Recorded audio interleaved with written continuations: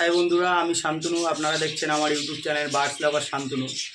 আজ বন্ধুরা আমি আপনাদেরকে পাখি পোষা থেকে শুরু করে আমি কত টাকা নিয়ে প্রথম পাখির লাইনে এসেছি, কটা পাখি পুষছি, আর তার থেকে আমি কী কী পেয়েছি সেইটাই আপনাদেরকে আজ দেখাবো। চলুন ভিডিওটা শুরু করি। বন্ধুরা, আমার পাখির লাইফ শুরু প্রথমে 3 পেয়ার বদ্রি থেকে, সেটা 2020 সালে লকডাউনের সময় থেকে। চলুন সেই 3 পেয়ার পাখি থেকে আজ আমার কাছে কতগুলো পাখি সেগুলো আপনাদেরকে দেখাবো, আপনাদের সঙ্গে শেয়ার করব। চলুন বন্ধুরা, আমার এই সেট আপ তো দেখেছেন আপনারা। দেখুন 3 পেয়ার পাখি থেকে এখনও যে পাখি তো অনেক আমি সেল করেছি, তাছাড়াও আমার কাছে এতগুলো পাখি আছে। আরও দুটো আমি ঘর আলাদা বানিয়েছি। এই 3 পেয়ার পাখি থেকে ককটেলও কিনেছি আমি, সেগুলো আপনাদেরকে দেখাবো। চলুন এক এক করে শুরু করি। প্রথমে আমি এই ঘরটা দেখাই আপনাদেরকে।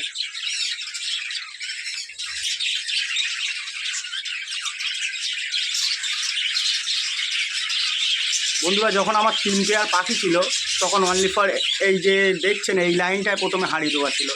তারপরে আস্তে আস্তে পাখি যত বেড়েছে আমার হাঁড়ির সংখ্যাও বেড়েছে। আজ দেখুন আমার কাছে এত পাখি, 3 পেয়ার পাখি থেকে।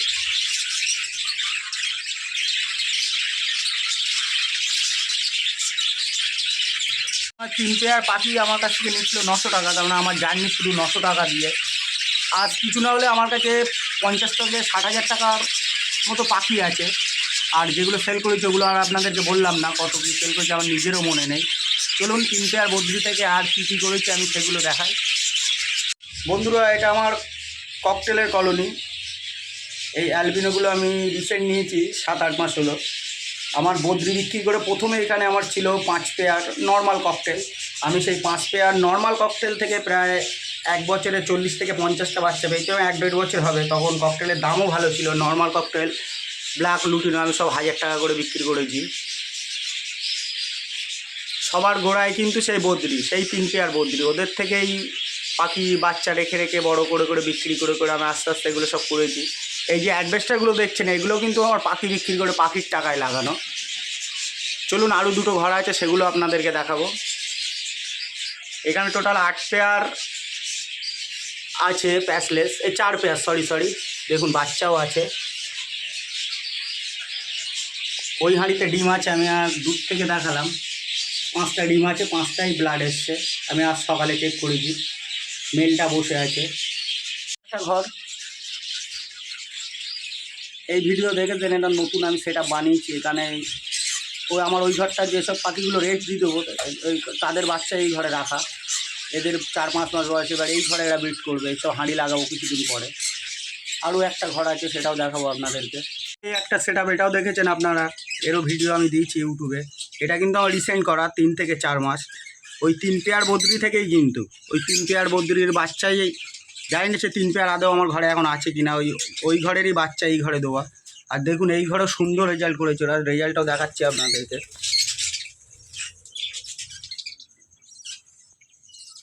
এই হাঁড়িতে দেখুন ডিম বাচ্চা।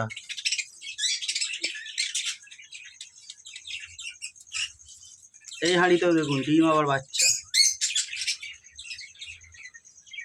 এটা ডিম পাচ্ছে।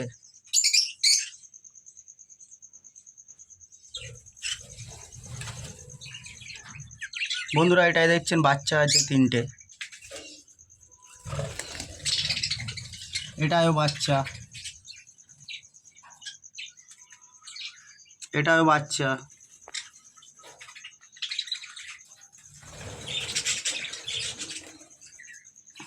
এটাই মনে হচ্ছে ডিম, না এটাও বাচ্চা আছে, এটাও বাচ্চা আছে।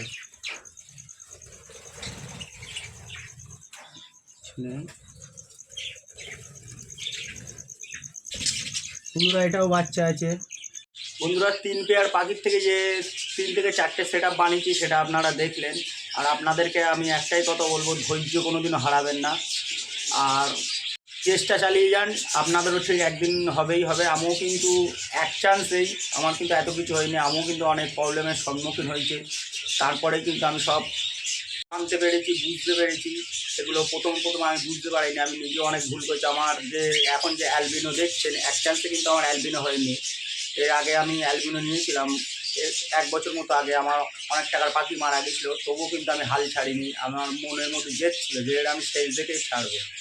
আর সেই জেদটা ছিল বলেই আজ কিন্তু আমি অ্যালবিনো থেকে বাচ্চা পেয়েছি, ডিমও আছে, আর এখনও 2 পেয়ার আছে, তারাও ব্রিড করছে, আমি দেখেছি তারাও ডিম দেবে, আমি সাকসেস হতে পেরেছি। বন্ধু আপনাদেরকে বলবো আপনারাও মনে জেদ রেখে দিন, সাহস রেখে দিন। আর একটা কথা, উপরে ভগবান আছে, ভগবান না চাইলে কিন্তু কোনোদিনও কারোর কোনো কিছুই হবে না। ভগবানের আশীর্বাদ অবশ্যই আমার উপর আছে, যার জন্য আজ আমি 3 পেয়ার বদ্রি থেকে এত কিছু করতে পেরেছি। আপনারাও চেষ্টা চালিয়ে যান, আশা করছি আপনাদেরও হবে।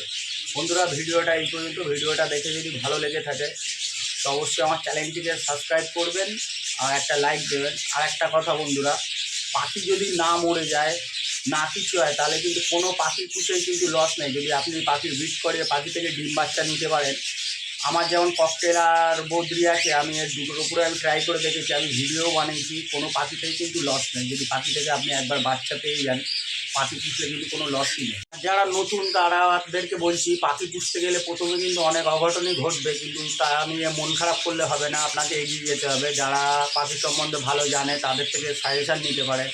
আর পাখি পুষতে পুষতে আপনার নিজেরই দেখবেন একসময় একটা অভিজ্ঞতা চলে আসবে। আর আমার এই জার্নিটা একদিনের না, 3 থেকে 3.5 বছরে। বদ্রি থেকে ককটেল, প্রথমে লুটিনো, ব্ল্যাক এগুলো ছিল, আমি এগুলো থেকে শিখেছি, তারপরে কিন্তু আমি অ্যালবিনোতে গিয়েছি। আর অ্যালবিনোতে গিয়েও কিন্তু আমার প্রথমে আমি সাকসেস হতে পারিনি, প্রথমে আমার পাখি মারা গিয়েছিলো, আমি অতটা বুঝতাম না তখন। তারপর কিন্তু আস্তে আস্তে শিখে তবে কিন্তু আমি এই জায়গাটা এসেছি। তাই আপনারা ট্রাই করুন, আপনাদেরও হবে।